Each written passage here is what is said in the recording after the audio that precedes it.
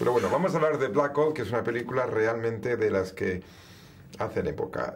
Dime un poco, Antonio, ¿cómo te involucraste en esta película y qué fue lo que te atrajo de ella? Dijiste, yo quiero estar ahí. Bueno, la primera noticia que recibo es por mi amigo, el productor Tara Penamar. Me dice, Antonio, llevo preparando esta película ya como 30 años y tal. Y me mandó un guión. Lo leí, me interesó y entonces ya se produjo un encuentro en Barcelona con Jean-Jacques Annaud. Y almorzamos juntos, charlamos durante horas sobre la forma en la que él quería rodar la película, cómo veía los personajes. Él quería hacerla de una forma muy tradicional, volviendo a las viejas maneras de hacer este tipo de película épica y tal. Y pues me pareció interesante. Además, dentro de la película hay una reflexión que, aunque ocurra 70, 80 años atrás, ¿no? Con el descubrimiento del petróleo, ¿no? En alguna región del Golfo, porque la película no especifica en qué país ocurre, ¿no? Es todavía una reflexión, ¿no? Que llega claramente hasta nuestros días. Por lo tanto, es una película que yo creo que te ayuda a entender de alguna forma, ¿no? Muchos de los conflictos que están teniendo lugar en el mundo y en términos geopolíticos, ¿no? Sin duda uno de los temas de la película es ese, el equilibrio entre lo que es el respeto a la tradición y el también abrazar lo que es el progreso, ¿no? Exactamente. Ahí es donde está, yo creo que lo fundamental de la trama, ¿no? Dos formas absolutamente distintas de enfrentarse a las circunstancias, de repente encontrarse con uno de los poderes que mueven el mundo, y que es el dinero, ¿no? Y encontrarse así, ¿no? Con un elemento que son los americanos, ¿verdad? Por detrás, que están como en la sombra durante toda la película, con un personaje que de alguna forma hace referencia a ellos, ¿no? Pero es una forma de entender por parte del personaje que interpreta Mark Strong, Amar, la cosa desde el punto de vista de la tradición, de la pureza, de la religión, incluso del fundamentalismo en esos sentidos, y después el personaje que yo interpreto, que ve el progreso, pero que al mismo tiempo termina siendo corrompido por el mismo elemento, por el dinero, ¿no? Y bueno, de alguna forma se ve casi como es la creación de un dictador, ¿no? Un hombre que empieza con unos principios muy buenos, pero que termina, el yo termina apoderándose del nosotros. Y de alguna forma tiene que pagar un precio por ello. Y en medio un personaje interpretado por Tahar Rahim, que de alguna forma adquiere un poco de ambos mundos, ¿no? Y que empieza a hacer sentido con eso, ¿no? Sin olvidar las formas pasadas y la tradición, al mismo tiempo proyectándose también hacia el futuro, ¿no? Das vida en la pantalla a Nassib, el emir de Obequia. Sin duda yo creo que un personaje para un actor muy rico, ¿no? Es un personaje absolutamente poliédrico, muy colorista, también muy inesperado. Es un hombre que te puede hacer reír en un momento determinado, pero que también puede tener bastantes elementos de crueldad. Puede ser realmente dulce, como un tirano.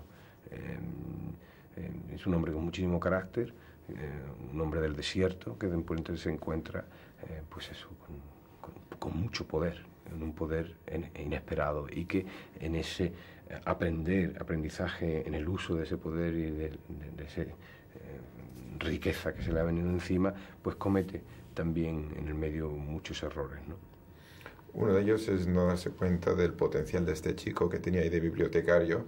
Quería preguntarte por Tahar Rahim, ¿cómo es como persona y como actor y qué potencial le ves tú? Es casi lo mismo como actor que como persona. Un chaval tremendamente puro, sin oscuridades, sin dobleces, que se enfrenta al personaje con los brazos abiertos, sin ningún tipo de miedo, buen compañero, generoso. Los franceses tienen en él, yo creo, una joya que, si saben cuidarla y pulirla, se va a convertir en una superestrella, ¿no? Me ha encantado trabajar con él, ¿no? Y además trabajar en medio de las circunstancias en las que se hizo esta película, que fueron muy complejas, ¿no?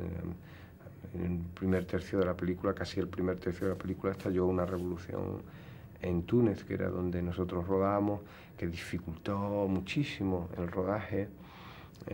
porque teníamos toques de queda, a veces hasta a las 3 de la tarde teníamos que irnos a los hoteles, que al mismo tiempo estaban vacíos, todo el país se marchó, los turistas se marcharon, no había vuelos, se suspendieron los vuelos, estábamos un poco atrapados, sin ser conscientes en ese momento de que iba a cambiar la historia de la región y probablemente la historia del mundo, ¿no? Lo que empezó a suceder en Túnez, ¿no?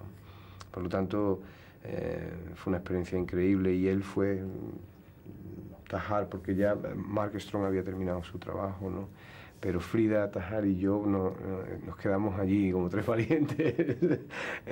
Pero fue muy emocionante al mismo tiempo, porque cuando trabajas con un equipo como el que teníamos en Túnez, eran 500 tunecinos los que estaban trabajando con nosotros y de alguna forma desde los productores hasta los carpinteros están casi todos los estratos sociales, es como casi como un espejo o una lupa de la sociedad en la que estás trabajando, te das cuenta perfectamente de las inquietudes del pueblo este, ¿no? De los sueños que te llevaban escritos en los ojos, de la necesidad que tenían de operar un cambio. De alguna forma el personaje de Ben Ali se enganchaba un poco con el personaje que yo estaba haciendo, ¿no? Un hombre que en un momento determinado era completamente amado por su pueblo, pero que poco a poco va entrando en los terrenos de la corrupción, ¿no? Y que termina siendo casi un juguete y una caricatura de lo que en un momento fue. Bueno, muchas de las cosas que iban pasando en la vida real las pudimos meter en la película y otras no. Lo dificultó, ya te digo, mucho, tuvimos que rodar a mucha velocidad en algunos momentos y tal, pero bueno, ahí quedó la película y sobre todo la experiencia a nivel personal increíble de haber asistido en primera fila, ¿no? Pues a un evento que probablemente no, ya con seguridad ha cambiado la historia de la región. Hablando de realismo, para un actor tiene que ser un lujo estar en un sitio donde los 500 camellos que hay son de verdad, donde las personas son de verdad, sí, donde el desierto es auténtico. Eso, hoy en día, rodar así debe ser algo increíble, ¿no? Eso es insólito. Yo no pensaba que yo iba a vivir eso porque ya el cine se hace de otra manera. Era muy impresionante llegar por la mañana, todavía de noche, al desierto de Tausert, que era donde nosotros rodábamos, y encontrarse con 5.000 extras, 400 camellos, caballos por todas partes. Era como de verdad, era como meterse de verdad en esa historia, ¿no? Te ayuda mucho, ¿no? Era muy impresionante y muy complejo al mismo tiempo manejar tantísima gente, ¿no?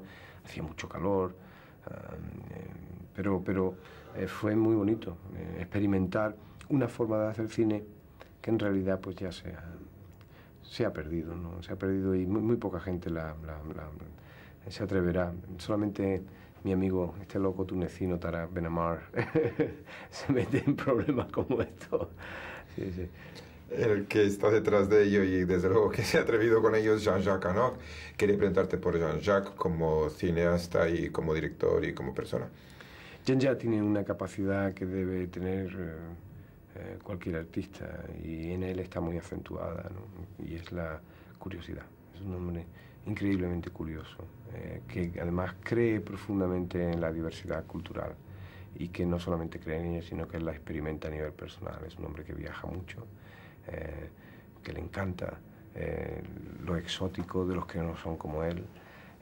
Ahora quiere hacer una película en China, ya rodó también 7 años en Tibet. Siempre ha estado metido en proyectos que lo han sacado de Francia, que lo han llevado a sitios insólitos, a manejarse con gente que no tiene nada que ver con él.